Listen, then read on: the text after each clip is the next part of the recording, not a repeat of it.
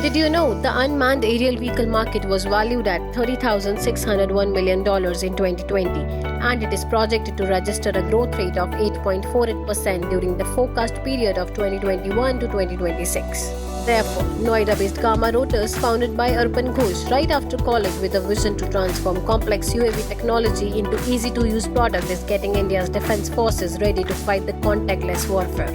Since his childhood days, Arpan has been building and flying UAVs over a decade. His keen interest in figuring how they work led to HUMAN DROID, a robot that could alias human action to defuse bombs, to help the bomb squad to defuse it without putting their life at stake.